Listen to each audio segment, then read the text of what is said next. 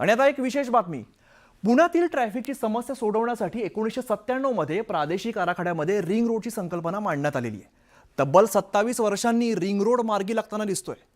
मात्र टेंडरची work order अजून सुद्धा प्रत्यक्ष कामात सुरू झालेलं नाहीये. पुणे रिंग रोड इतकी वर्ष नेमका कशामुळे रखडलाय पाहूया हा स्पेशल रिपोर्ट. पुणे रिंग रोडची संकल्पना 1997च्या प्रादेशिक आराखड्यात मांडली गेली होती. इनर साइड रिंग रोड प्रत्यक्षात उतरू शकला नाही. त्यामुळे 2014 मध्ये MSRDCला पुणे रिंग रोड बनवण्याचं काम दिलं गेलं होतं. पण तोपर्यंत पुणे शहर चहूबाजूंनी भरमसाठ वाढू लागल्यानं रिंग रोडची अलाइनमेंटही पूर्णपणे बदलून गेली. ही बघा नव्या पुणे रिंग रोडची विस्तार कक्षा.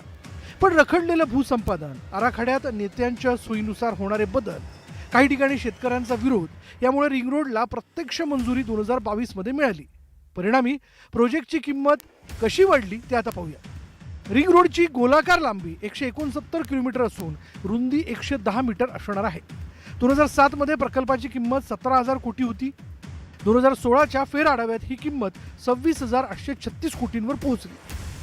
तर 2024 मध्ये प्रत्यक्ष मंजुरीत हीच किंमत तब्बल 42,317 कोटींवर पोहोचली. त्यातही भूसंपादनाचं काम अजूनही अपूर्णच आहे. डिसेंबर 2024 अखेरपर्यंत भूसंपादन पूर्ण करण्याचे निर्देश जिल्हाधिकाऱ्यांनी दिले. तर 9 कंपन्यांना टेंडर निश्चित करूनही अजून भूमिपूजनच झालेलं नाही. त्यामुळे पोकलेनंही साईटवर उभ्या आहेत.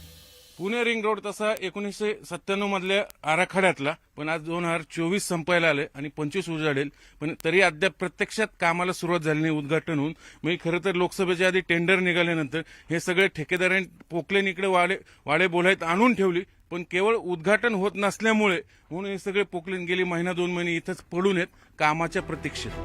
महायुती सरकारनं पुणे रिंग रोडचं काम सुरू केलं नाही तर आंदोलन करण्याचा इशारा विरोधकांनी दिला. तर आचारसंहितेमुळे भूमिपूजन लांबल्याची सारवासारव चंद्रकांत पाटलांनी केली. माझं खरं म्हणजे उद्घाटनांच्या बाबतीतलं म्हणणं असं आहे की काम झालं की कोणाची वाट न बघता एका ज्येष्ठ नागरिक किंवा एखाद्या महिलेला बोलवून, एखाद्या वारकऱ्याला बोलवून उद्घाटन करून मोकळं झालं म्हणजे नंतर व्हिजिट कराव्यात, आढावा घ्यावेत. पण आचारसंहिता होती ना, ती काल परवा संपली आहे. हजारो पुणेकरांचे जीव हे बाहेरून येणाऱ्या ट्रॅफिकमुळे गेलेले आहेत. ज्या ट्रॅफिकचा पुणेकरांशी फार संबंध नाही त्या ट्रॅफिकमुळे पुणेकर रोज ट्रॅफिक जाममध्ये फसतायत. असं असताना हे सत्ताधारी मधल्या काळामध्ये विधानसभेच्या निवडणुकीसाठी टेंडर फुगून या ठिकाणी टक्केवारीमध्ये अडकून पडले होते. पण या रिंग रोडचं कुठेही भूमिपूजन झालेलं नाही. पुण्यातली वाहतूक सध्या प्रचंड जटिल बनली आहे. त्यासाठी रिंग रोड महत्वाचा ठरणार आहे. त्यामुळे भूमिपूजनाकडे सगळ्यांचं लक्ष लागलं. पुण्याचं ग्रोथ इंजिन ठरू पाहणाऱ्या पुणे रिंग रोड प्रकल्प पूर्णत्वास नेण्यासाठी खरं तर अजितदादा आणि फडणवीस या दोघांनी खूप प्रयत्न केलेले आहेत आणि आता ते दोघंही याच मंत्रिमंडळात आहेत. पण अद्याप मंत्रिमंडळाचा विस्तार रखडल्यामुळे या प्रकल्पाचं उद्घाटनही रखडलेलं आहे. आशा करूयात लवकरच मंत्रिमंडळ स्थापन होईल आणि रिंग रोड प्रकल्पाचं काम मार्गी लागेल. व्हिडिओ जर्नलिस्ट गणेश कदमसह चंद्रकांत फोंदे, न्यूज 18 लोकमत, पुणे.